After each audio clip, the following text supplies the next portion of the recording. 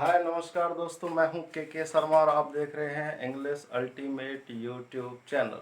जैसा कि मैंने आपको बताया, I am reasoning teacher for you. जी हाँ, मैं आप लोगों के लिए आज पढ़ाने वाला हूं रीजनिंग। सबसे पहले रीजनिंग शब्द से समझते हैं। रीजनिंग का हिंदी में अर्थ होता है तर्क शक्ति। अब बड़ी शुद्ध हिंदी है ये तर्क शक्ति, समझना बड़ा कठिन है, तो मैं आपको बिल्कुल देसी भाषा में ये बात समझाता हूं। किसी भी सब्जेक्ट पर हम लोगों के विचार अलग अलग हो सकते हैं। उन विचारों का, जिसको हम कहते हैं तर्क करना, उन तर्कों का निष्कर्ष क्या है, वो निष्कर्ष होता है रीजनिंग। आप लोगों के सामने मैंने डेफिनेशन लिखी हुई है। Reasoning is the process by which you reach a conclusion after thinking about all facts।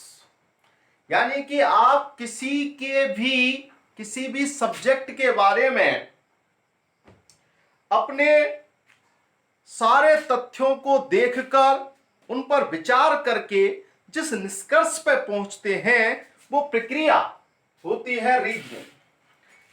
तर्क शक्ति एक प्रक्रिया जिसके द्वारा आप सभी तथ्यों पर विचार करके निष्कर्ष पर पहुंचते हैं।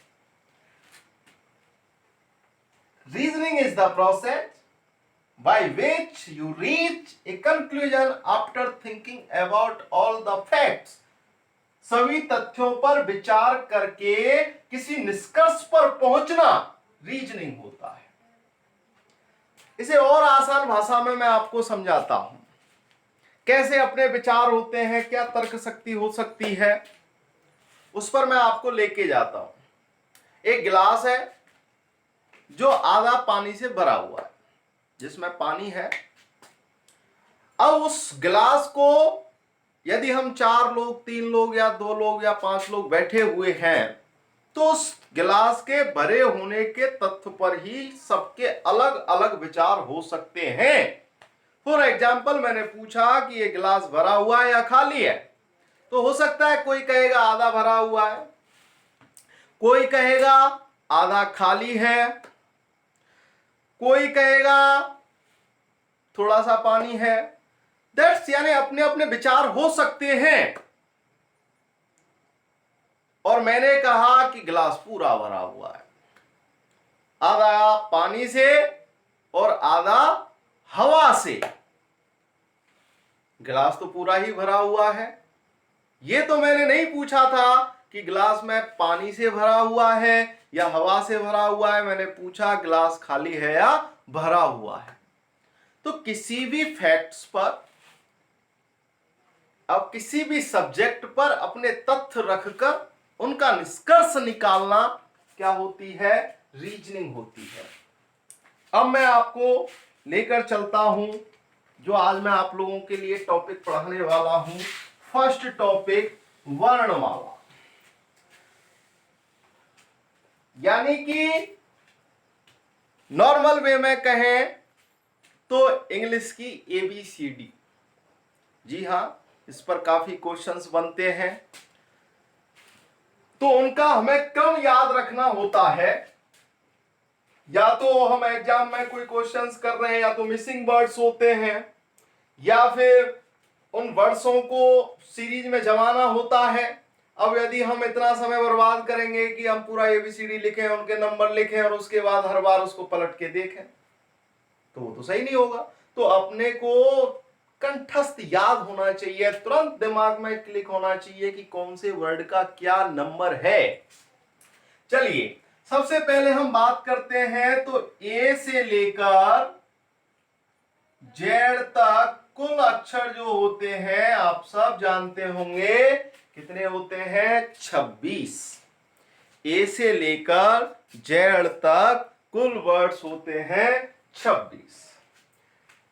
ये 2 भागों में बटे हुए होते हैं, 2 क्वाड्रेंट्स होते हैं। एक होता है A से लेकर M तक, फर्स्ट क्वाड्रेंट। एक होता है एन से लेकर जेड तक सेकंड क्वाड्रेंट। दो हिस्सों में बटे हुए हैं, दो भाग हैं अंग्रेजी वर्णमाला के। पहला है ए से लेकर एम तक और दूसरा है एन से लेकर जेड तक। अब नॉर्मली वे में प्रारंभ करते हैं। देखिए हम लोग कि किस तरीके से इनके नंबर्स को याद रखा जा सकता है। नॉर्मली वे में हम जब कहीं रिश्तेदार के यहाँ पे जाते हैं या किसी भी घर परिवार में जाते हैं, छोटा बच्चा दिखता है तो हमारा फर्स्ट क्वेश्चन, बेटा कौन सी क्लास में पढ़ते हो? उसने कहा फर्स्ट, सेकंड, थर्ड, जो भी है। सबसे पहला नॉर्मली क्वेश्चन होता है एबीसीडी आती है क्या? एबीसीडी आती है क्या? तो पहले चार वर्ड तो हम बिल्कुल आसान, हर बच्चे की जबान पर होते हैं, ए बी सी डी। यानी ए का नंबर 1, बी का नंबर 2, सी का नंबर 3 और डी का नंबर 4। ए बी सी डी, इनको याद रखने में तो हमें कोई प्रॉब्लम ही नहीं है। और लास्ट में जैसे हमने सुना होगा, हम किसी शादी पार्टी में जाते हैं तो हम क्या कहते हैं? XYZ पूरा काम होना चाहिए अन्यथा आपको पैसे नहीं मिलेंगे। जी हाँ, तो ये भी बिल्कुल आसान होता है, जिनको हम बहुत आसानी से याद रख सकते हैं। XYZ 24, 25, 26। XYZ 24, 25, 26। जी हाँ, अब हम आगे चलते हैं। सबसे पहला हम देखते हैं ई का। ई नॉर्मल है, बिल्कुल आसानी से याद भी रह सकता है। ई का नंबर 5। ए बी सी डी के बाद क्या आता है? ई। तो ई का नंबर क्या होगा आपका? 5। यानी ई जो है वो 5वें नंबर पे आता है। इसको हमें याद रखना पड़ेगा। आगे भी मैं आपको बहुत सारी ट्रिक्स बताने वाला हूं, ध्यान से देखें। अगला आता है एफ। एफ को याद रखोगे आप, फिक्स 6। एफ को याद रखोगे फिक्स मतलब 6। यानी एफ का जो नंबर होता है वो क्या होता है? 6। क्या होता है? 6। उससे आगे आता है आपका जी। अब देखिए जी को आप वैसे भी देख सकते हो। थोड़ा सा अगर हम, जो आप लोगों ने देखा होगा कि रेलवे पे लाइन चलती है, लाल पट्टी सी लगी रहती है, टाइम टेबल की जो घड़ियां होती हैं रेलवे में, वो डिजिटल वर्ड्स ड्रॉ करते हैं। देखो हम इसमें या तो ऐसे याद रख सकते हैं फिक्स 6, या फिर ये एफ है, अगर आप इसको ड्राइंग कर देते हो, इसकी डिजिटल कर देते हो, तो ये कितना बन जाता है मैथमेटिक्स के अंदर? सीधा करोगे तो 6। दूसरा बात कर रहे हैं अपन जी वर्ड में खुद में क्या आ रहा है? अगर आप देखोगे तो ये 7। क्या आ रहा है? 7। या फिर हम ऐसे याद रख सकते हैं, आपने बहुत सुना होगा, प्राइम मिनिस्टर मोदी कहां जा रहे हैं? G7 में भाग लेने जा रहे हैं, यानी दुनिया के 7 विकसित देशों का समूह। तो हम जी को कैसे याद रख सकते हैं? G7। या फिर डिजिटली हम इसको देखें तो इसके अंदर हमको कौन सा अंक नजर आ रहा है? 7, यानी G7। उसके बाद आता है दोस्तों H। H को आप डिजिटली ड्रॉ करो। देखिए ये मैंने इसको डिजिटली ड्रॉ किया, इसको ऐसे मिला दिया और इसको ऐसे मिला दिया। क्या बन गया? ये कितना अंक बना? 8। यानी H पर क्या, H का नंबर क्या है? 8। उसके बाद आता है I। बहुत बार आपने सुना होगा कि आपको क्या पता है, ये तो सामने वाला क्या बोलता है? I know. क्या बोलता है? I know. यानी कि I का नंबर 9। I का नंबर क्या हुआ? 9। उसके बाद आता है J&K। ओहो बहुत बड़ा नाम आ गया, J&K। J और K, J&K जैसे ही नाम आता है तो हमारे दिमाग में आता है जम्मू कश्मीर। क्या आता है? जम्मू कश्मीर। तो आपको कैसे याद रखना है, जैसा कि हम जानते हैं जम्मू कश्मीर किसके लिए दिमाग में आता है, क्योंकि वहां पर आए दिन क्या होता है, लड़ाइयां होती रहती हैं, गोलियां चलती रहती हैं। तो आपको याद रखना है जम्मू कश्मीर में रोज 10-11 गोलियां चलती हैं। क्या याद रखना है, जम्मू कश्मीर में रोज 10-11 गोलियां चलती हैं। यानी जे का नंबर क्या हुआ 10, के का नंबर क्या हुआ 11। जम्मू कश्मीर में 10-11 गोलियां चलती हैं। उसके बाद आता है एल। ओ तेरी, एल आते छोटे बच्चे, L for lion, L for lion यानी कि शेर। और शेर दिखते मुंह पे कितने बज गए 12। कितने बज गए 12। या फिर हम नॉर्मली वैसे भी कहते रहते हैं आपके मुंह पे 12 बज रहे हैं। तो एल का नंबर क्या हुआ 12। उसके बाद आता है एम। ये फर्स्ट क्वाड्रेंट यहां पर कंप्लीट हो जाएगा। क्या हो जाएगा, फर्स्ट क्वाड्रेंट कंप्लीट हो जाएगा। जी हाँ, एम। इसके लिए तो मुझे गाना याद आ रहा है, कौन सा, मैं तेरा होने लगा हूं, मैं तेरा। यानी एम का मतलब तेरे, एम का मतलब तेरा। जी हाँ, ये आपका फर्स्ट क्वाड्रेंट यहां तक कंप्लीट हो जाता है। एक बार मैं फिर से दोहरा रहा हूं, ABCD आती है क्या, 1 2 3 4 आता है क्या, यानी ABCD का नंबर 1 2 3 4 बच्चे जानते हैं। E5 ये आपको याद रखना है, और याद भी क्या रखना है, ABCD के बाद क्या आता है E, तो 5। उसके बाद आता है F। F मतलब फिक्स, और फिक्स मतलब 6। तो क्या याद रखना है आपको, फिक्स 6। F का मतलब 6। जी तो वैसे भी खूब याद रहेगा, G7। कौन सा सम्मेलन, G7। या फिर जी में कौन सा अंक दिखाई दे रहा है गणित का 7, तो जी का नंबर 7। तो आप याद रखोगे G7। H का मैंने बताया रेलवे स्टेशन की घड़ी याद रखनी है। H को अगर मिला दोगे तो डिजिटली ये क्या बन गया 8, यानी H का नंबर क्या हुआ 8। आई, बड़े रौब से कहते हो अंग्रेजी में, I know, I know, I know, तो आई का नंबर 9।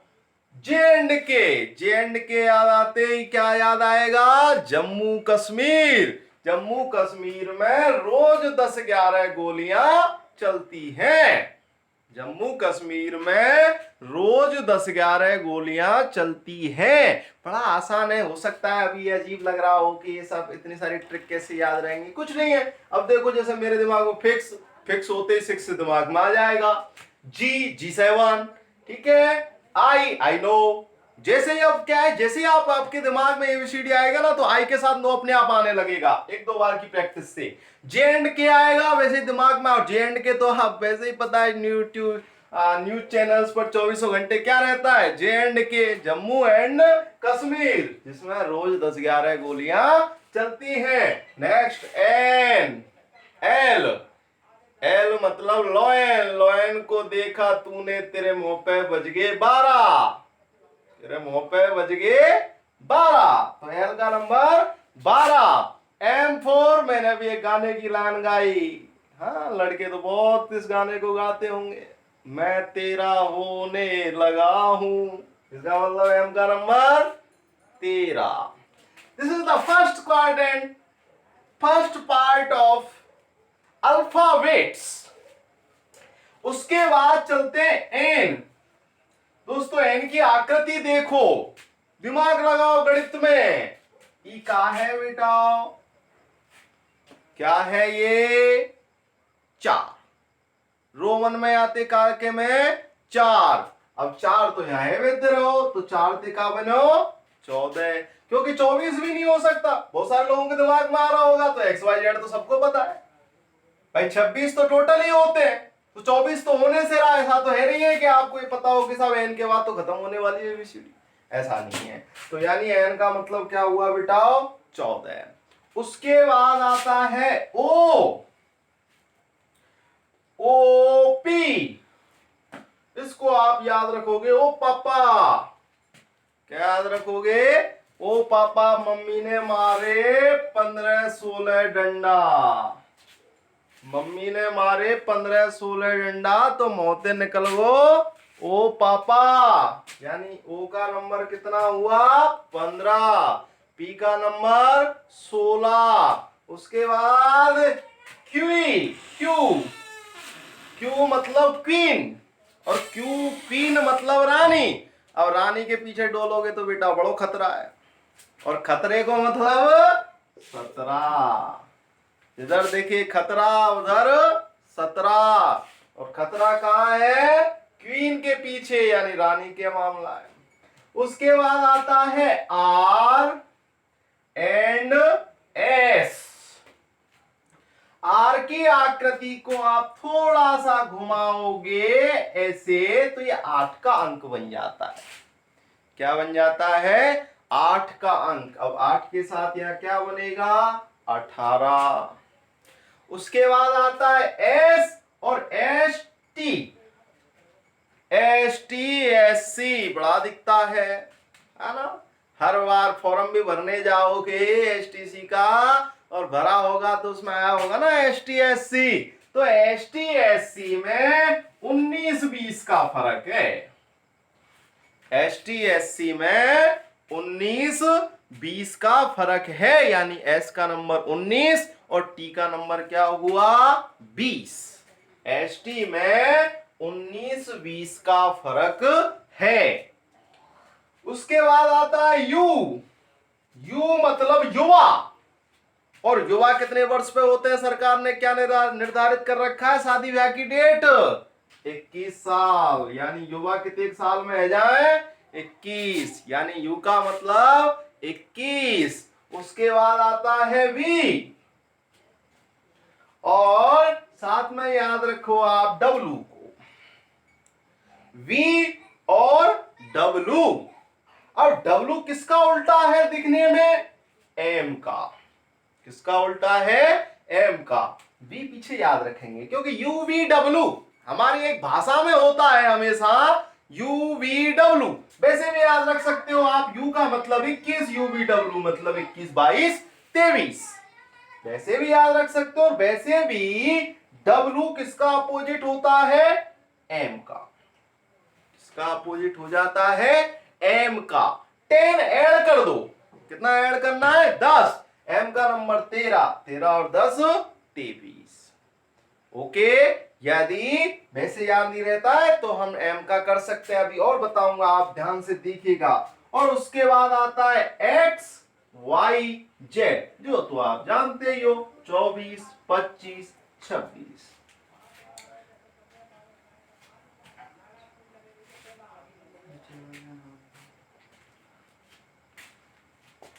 चलिए मैं थोड़ा सा ऊपर लिख देता हूं, आपको शायद दिखाई नहीं दे रहा होगा।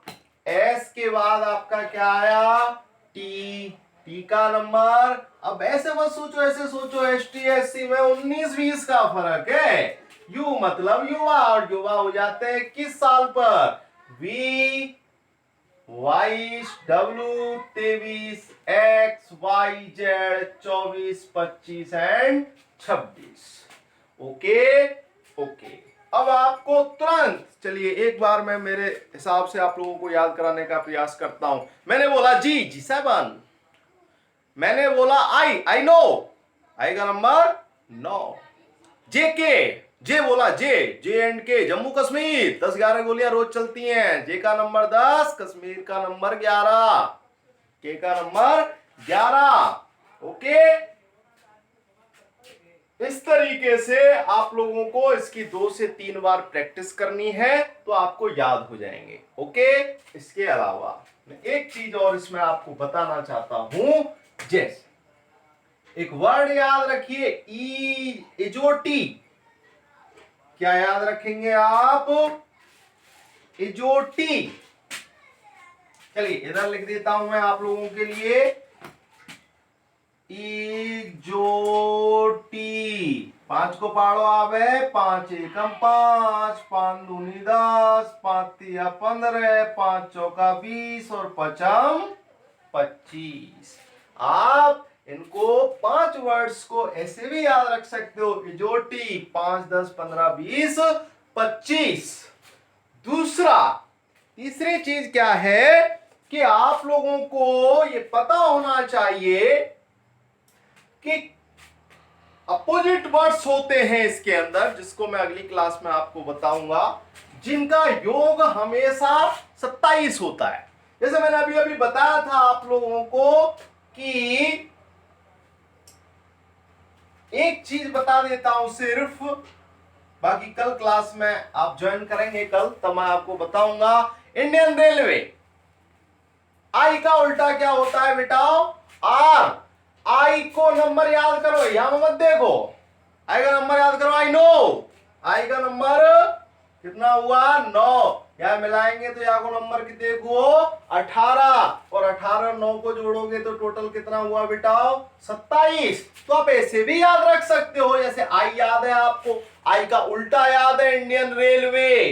क्या याद है? Indian railway. तो यार 9 इकाई में से घटा दो बेटाओ 27 में से इसको माइनस कर दो। जब आप 27 में से इसको माइनस करोगे तो इसका क्रमांक कितना आ जाएगा? 18। आशा करता हूं आप लोगों को ये वीडियो बहुत पसंद आया होगा। आप सबके लिए शुभ रात्रि, एवं जैसा मैंने कहा, इंग्लिश अल्टीमेट यूट्यूब चैनल को सब्सक्राइब करना ना भूलें, बेल आइकॉन जरूर दबाएं ताकि आपको इसी तरीके की वीडियोज की नोटिफिकेशन रेगुलरली मिलती रहे। बहुत बहुत धन्यवाद एंड गुड नाइट।